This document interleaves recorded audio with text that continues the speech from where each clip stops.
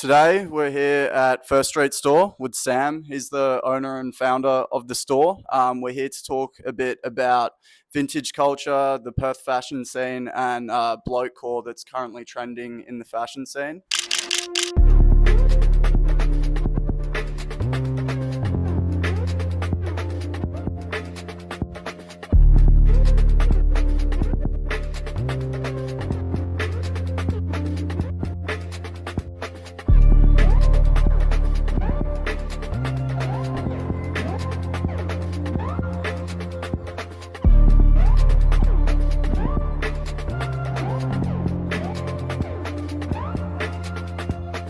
How did First Street start, and how have you developed the brand since? Like, what did it start as? So I started the brand itself about 8 to 10 months ago. I started the business 4 years ago, just out the garage, out the house, going to the local thrift stores, buying something for like $5, $10, putting it online, selling it for like 50, 30, and just kind of putting the profit back into the business and kind of just developing the business from a small scale to where we are today in a store. So it's pretty big, you having this store now. How important is like having a physical store, and especially in this specific location? Like, you got a couple other pretty prominent like fashion brands in Perth. You got Ollie and Street X next door, a couple op shops down the road. Like, how important is that for you? So of course, having a store is a huge development for the business and brand. It's arguably the best location in Perth for a sport. Being in Northbridge is pretty easy to get to. Having the train station, having the bus stops down the road, and being next door to Street X and Ollie, all I got to do is pretty much open the doors, and their customers will come straight into here as well. Seeing how well they are doing and meeting both the owners there, Daniel and Ollie himself, have been really huge inspirations to myself. Kind of helped me push through the brand. They love that we are now in the space as well now. It's helping them out because we are now growing our obviously online following and increases the people to come to the store all the time. So they kind of been a huge inspiration for me. So what do you think of the Perth fashion scene currently, and like how important are the local brands like Ollie and Street X, especially in this area? So the Perth fashion scene right now is actually growing quite a bit. You can kind of see it in the everyday street where people walking around, the outfits are coming a bit more vibrant now. I feel like in Perth and Australia itself, they're a bit behind the UK and the States.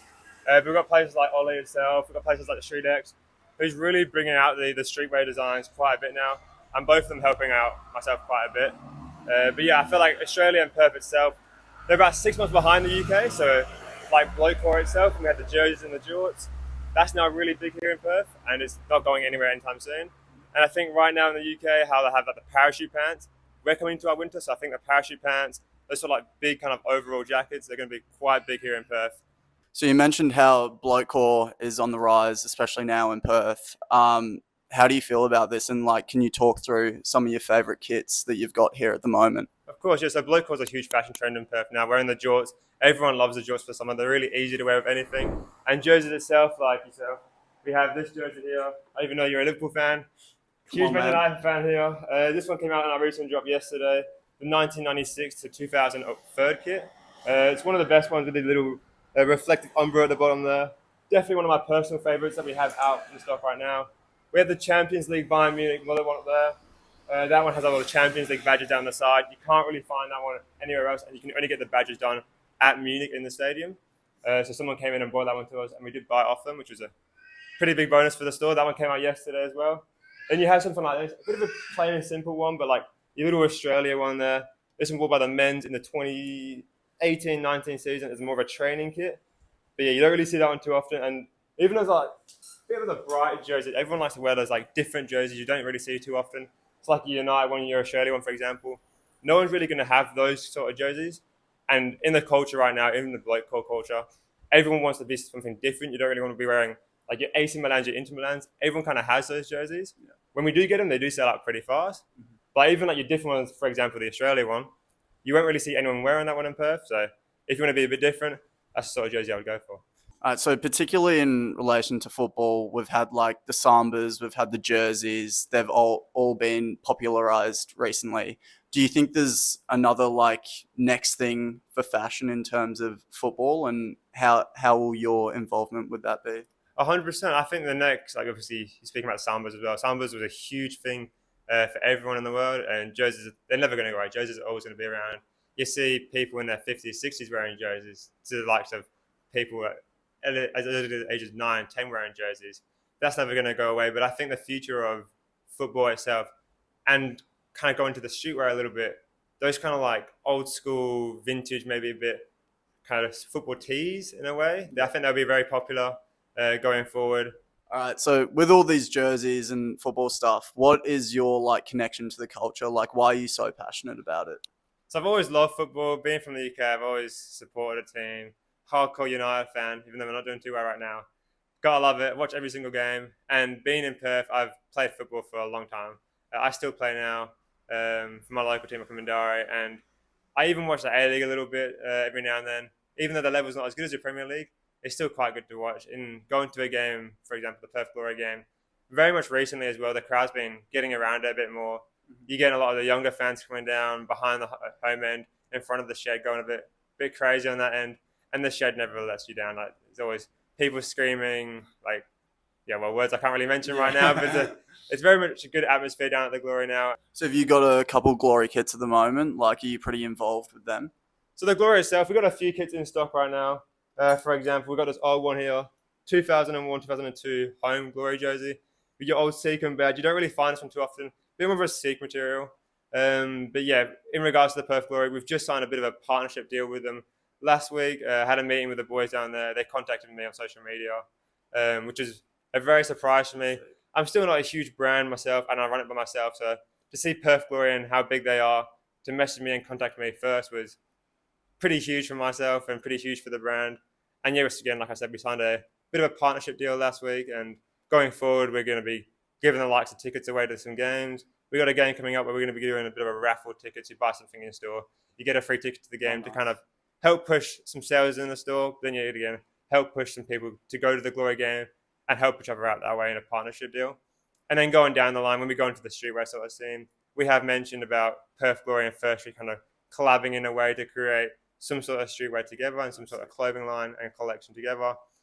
Yeah, so you talked recently on social media, you're maybe going to move a bit up in the air about that. Can you tell us a bit more about what's happening there? So basically, we were undecided whether we were going to move stores or not because the store location right now is perfect. The size isn't amazing for us, but we can work around that. Looking at it now, I wouldn't like to move locations because of how good Northbridge is, and this William Street strip is growing as fast as it is now.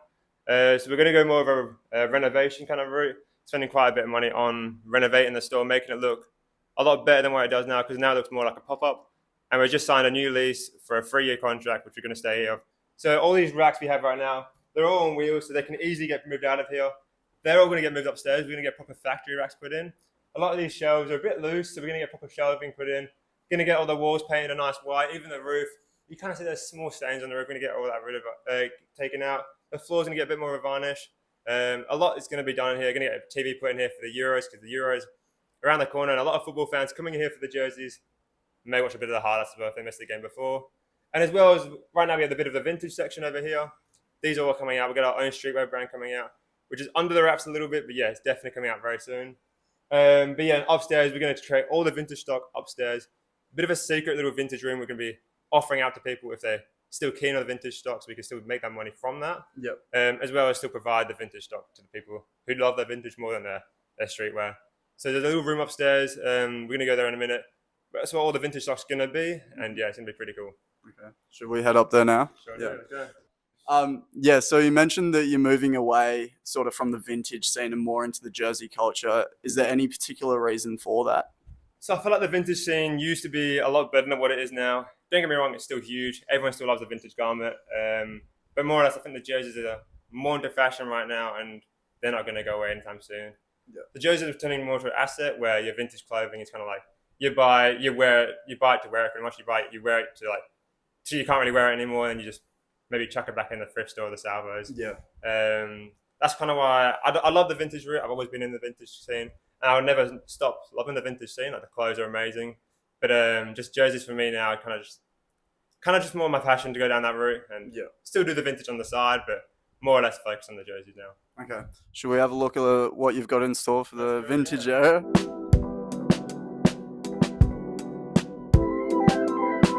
So yeah, our lease right now covers upstairs and downstairs. Right now we have the 3 rooms down here, so 1 in here and 2 behind you over there. This room's going to turn into more of a vintage room. It's a bit of a mess right now. It's more used as a storage unit just to chuck things in. All the puffer jackets, we're going to just chuck them in here because who's really going to buy a puffer jacket in summer? So yeah, all the racks we have downstairs are going to go up here. Massive renovation happening here. All the walls are going to get quite nice painted white and yeah, look a bit better up here. Yeah. All right. Should we have a look around?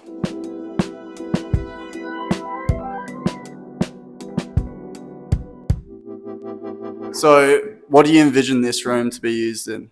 So this room right now is probably perfect for like your photos, your lighting, because the lighting right now coming through the windows there, it's perfect for all your photo shoots. So we're getting all our streetwear photos.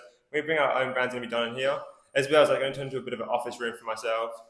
So all the work I do at home, all the printing of the online labels, will be done in this room. Everything, all the nitty gritty stuff I do outside of the business will be done in here. So, what is the importance of like secondhand stores like yourself in promoting sustainability in the fashion industry here? Of course, yeah, secondhand stores is huge. Like, there's obviously your thrift stores as well, or someone like myself who sells secondhand goods.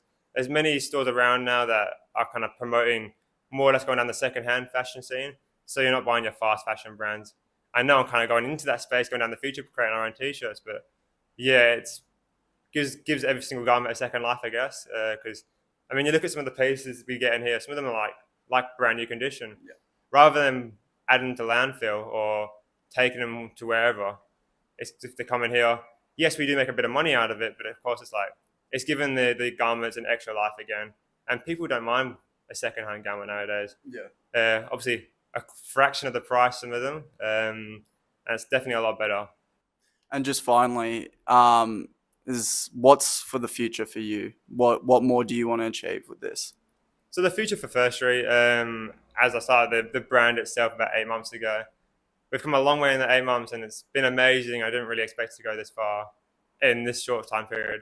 But going future, I'll be signing the 3-year lease now. We'll be here and not going anywhere for a while. But I would love to open a store maybe elsewhere after the 3 years are finished here. Maybe we maintain this lease and open another store somewhere else. I'm looking to do a few pop-ups over East, maybe this year, towards the end of next year, going to the start of next year. In Melbourne, that sort of place, just to see how the football scene and the fashion scene is over there as well. Yeah. And maybe even open a store internationally in the UK. It is back home for me. I'm from the UK myself, so it would be nice to open a store there. And obviously, knowing the football scene back home is a bit bigger here than Australia, so that'd be something cool for the future. But yeah, I don't want to get too far ahead of myself. We've got just signed a 3-year contract, so yeah, got to push all my determination to the store right now. Yeah, no release clause. Of course not. No. All right, appreciate your time today. Too, thank you so much. Thank you so much.